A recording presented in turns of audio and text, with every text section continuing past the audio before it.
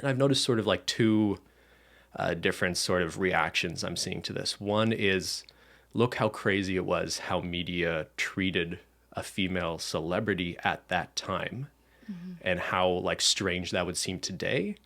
But then you see other people saying like, well, maybe it's not that different now. We still see paparazzi following and harassing Addison Rae, some big TikTok star who maybe broke up with her boyfriend too. You know, like, so I guess maybe there's some nuance to this. What is the takeaway? Is it that women are just harassed by the media machine and held to a different standard than men? Like she was clearly held to a different standard than Justin Timberlake, her boyfriend?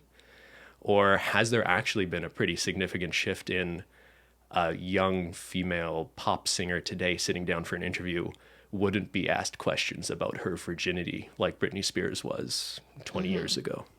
Those are all good questions. I think I would agree that the paparazzi's impact on Britney Spears' mental health and just like life and existence as a person is what resonated the most with me, because I remember growing up idolizing Britney Spears like a lot of other women my age.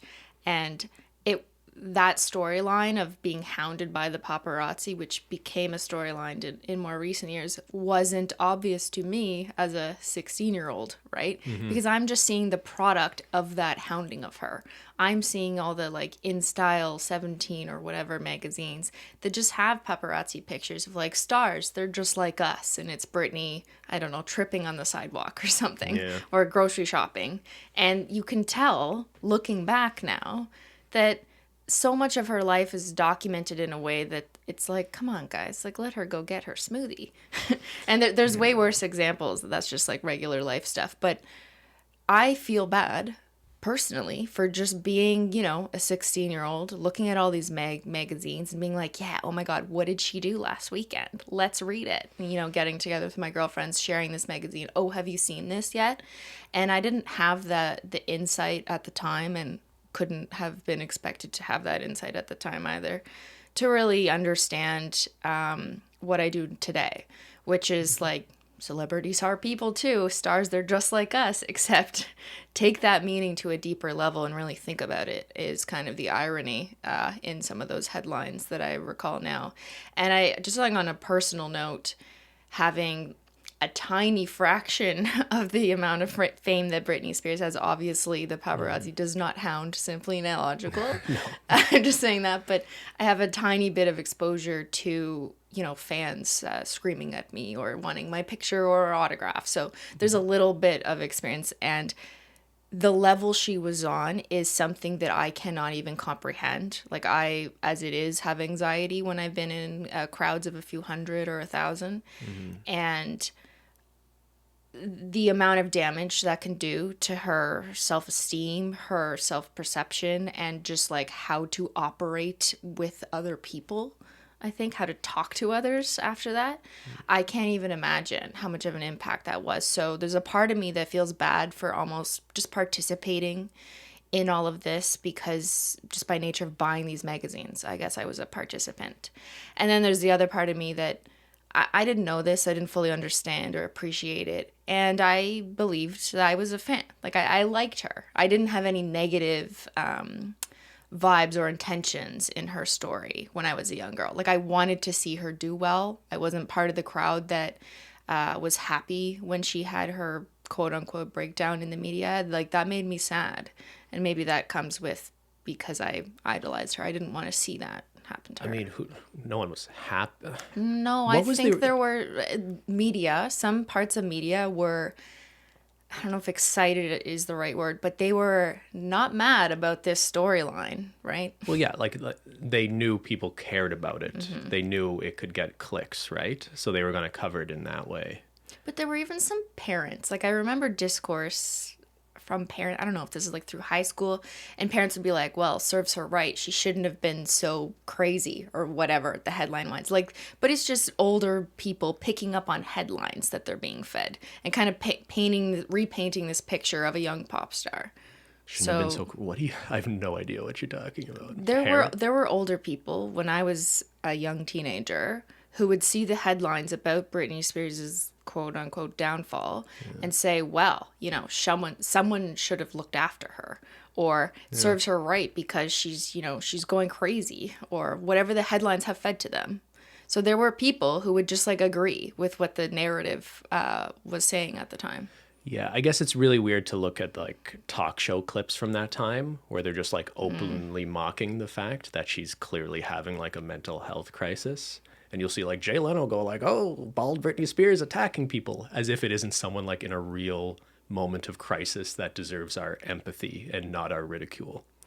I want to think that people, like people on Twitter, the general public, would maybe hold people a little bit more accountable if they were to just openly mock a celebrity going through that.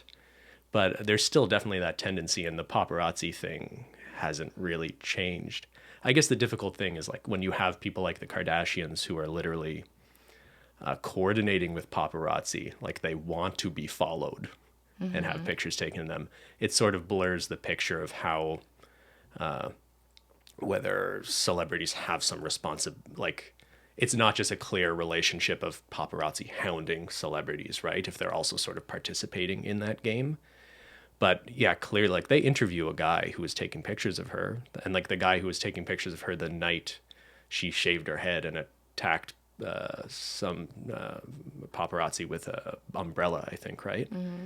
And the guy seems to have like no self-awareness that he actively contributed to this woman having a mental health crisis, or he is rationalized or justified in his mind that, if it wasn't me taking those pictures, it just would have been someone else. I don't think we really contributed to the problem. We were asking if she was okay. Like she's going through a divorce, she can't see her kids, and you have people flashing pictures in her face, just clearly tormenting her. How those people can do that and sleep at night, I don't understand. I don't expect paparazzi to be experts in mental health or have training in crisis counseling, right? Like, you don't expect them to know for certain what someone's behavior is actually a reflection of. At the same time, it's so clear in some of the paparazzi they interviewed that they just prioritize their paycheck over the well-being of others. And I think you don't need to be an expert in mental health or observing other people's behaviors to know that something wasn't right. And that's just my kind of hindsight reflection on after having seen footage of that. And I think in a lot of celebrity stories where you hear a paparazzi reflect on something to the effect of, oh, I have the right to take all these pictures because they are public people and everything they do in their life that is in public, I have the right to take that shot, capture that video and publish it and make as much money as I possibly can because that's my livelihood. And I think that's an attitude. I don't like that attitude, but you hear that a lot. And I'd almost be interested in the perspective of a paparazzi who can give that a bit deeper thought. Like, does it go any deeper than just, I need to get my paycheck? Yeah, I don't know. We're not interviewing someone who does this for a living. Not. But yeah, like I said, my perspective is I think these people have convinced themselves that what they're doing isn't terrible. Whereas deep down, I think they know. And if it was someone they actually loved and cared about, they would recognize how toxic a thing it is. That's a good point. Like, if it was your sister, would you behave the same way? And the answer is probably no.